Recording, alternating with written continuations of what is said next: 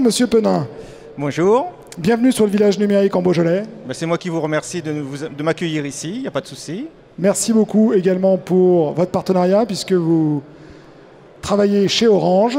Tout à fait. Est-ce que vous pouvez nous en dire un petit peu plus sur Orange et sur les raisons de votre venue sur le village numérique? Bon, Orange, vous nous connaissez forcément, je dirais, par nos réseaux.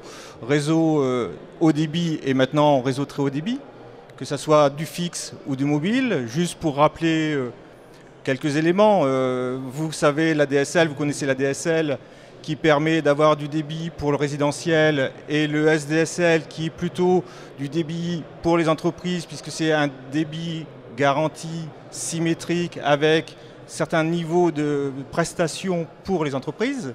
Ça, c'était le haut débit. Maintenant, on parle beaucoup de fibre optique. On parle de FTTO, la fibre optique Office pour les entreprises qui souhaitent avoir un haut niveau de qualité. C'est-à-dire que ce sont des structures en boucle qui permettent d'avoir toutes les sécurités nécessaires.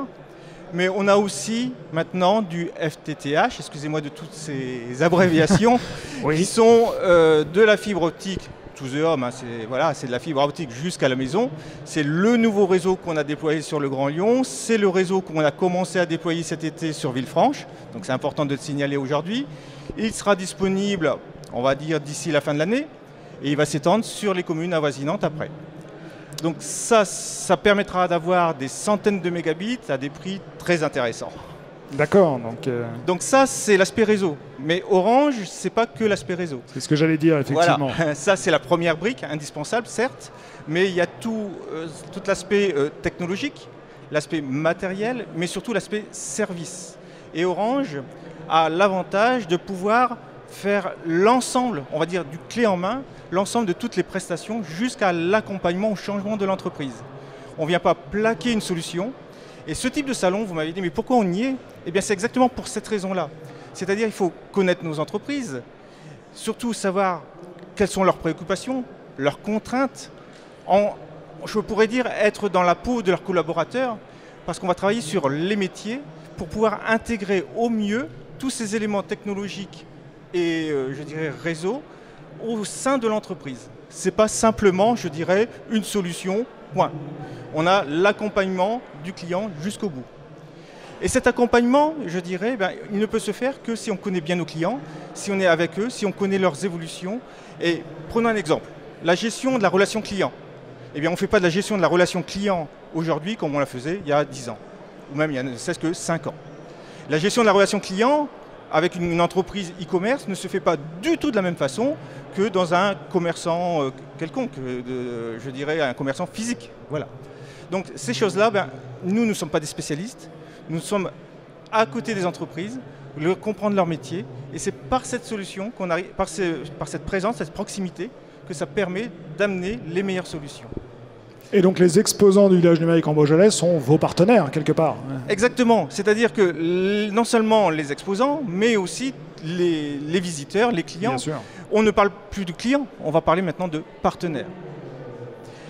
Allons même plus loin que cela. Prenons il y a une semaine, on a organisé des journées spéciales start-up, ce qu'on appelle les Start-up Days chez nous, où on a invité quelques start-up du numérique dans nos boutiques. Et on a fait rencontrer ces start-up avec nos clients.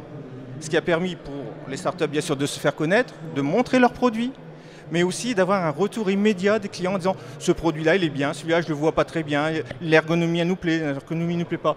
Il y a eu un feedback direct et c'est ces journées d'accompagnement qu'on est en train de mettre en place.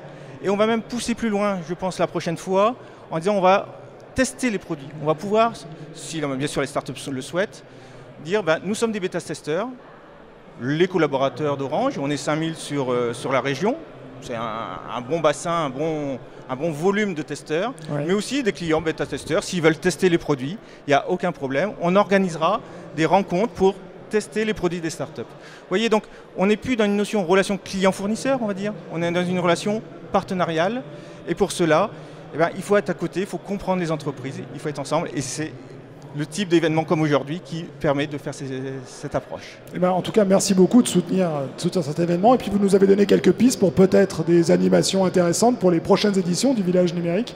On s'inspirera d'Orange, peut-être la prochaine fois, dans cette optique. Et pourquoi pas organiser justement des rencontres avec les startups sur place, voir comment on peut travailler ensemble. Exactement. Merci beaucoup en tout cas de votre soutien. Merci beaucoup à Orange.